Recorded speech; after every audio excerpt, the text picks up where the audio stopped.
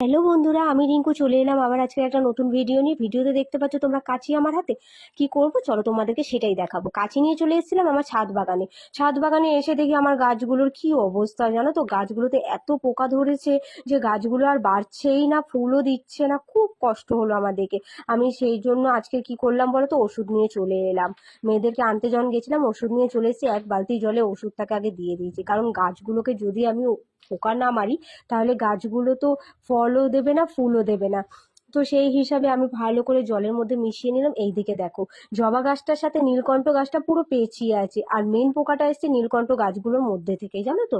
নীলকণ্ঠ গাছগুলোতে এত এত পোকা ধরেছে যে এই পোকাগুলো সব গাছে বেয়ে বেয়ে চলে যাচ্ছে, বিশেষ করে জবা গাছগুলোকে নষ্ট করে দিচ্ছে। আর জবা ফুল এত সুন্দর লাগে, এখন এত সুন্দর সুন্দর কালারিং জবা যে কিনে নিয়ে এসেছি, কিন্তু জবাগুলো ফুলই দিচ্ছে না। ওই যে পোকার জন্য সব মরে যাচ্ছে। এই দেখো, পুরো নীলকণ্ঠ গাছটা, জবা গাছটা পেঁচিয়ে রেখেছিল, আমি ভালো করে নীলকণ্ঠ গাছটাকে আগে কেটে নিলাম। আর এদিকে দেখো, একটা বাড়িতে দেখি হঠাৎ করে একটা পেঁপে গাছ উঠেছে। তো ভালো কথা, দেখে খুব আনন্দও হয়েছিল। কিন্তু দেখি পেঁপে গাছটাতে ভর্তি পোকা। তো প্রথমে আগে পেঁপে গাছটার মধ্যেই ভালো করে আমি ওষুধ দিলাম যাতে পেঁপে গাছটা থেকে পোকাগুলো সরে যায়। কিন্তু পেঁপে গাছে আমি ইয়েটাতে দিলাম, কিন্তু পাতাগুলোতে দেখি পুরো পোকা ভর্তি।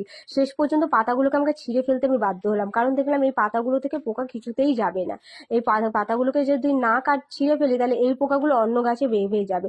তো সেই হিসাবে আমি পাতাগুলোকে আগে ভালো করে ছিঁড়ে নিলাম। ছিঁড়ে নেবার পর এবারে প্রত্যেকটা গাছে আমি কি করলাম, ভালো করে করে জল দিয়ে দিলাম। যেই গাছগুলোতে পোকা ধরে গিয়েছিল সেই জায়গাগুলোকে কেটে ফেলে দিয়েছি, কারণ পোকা সরালেও সেই গাছগুলো সেই জায়গাটা দিয়ে আবার পোকা উঠবে।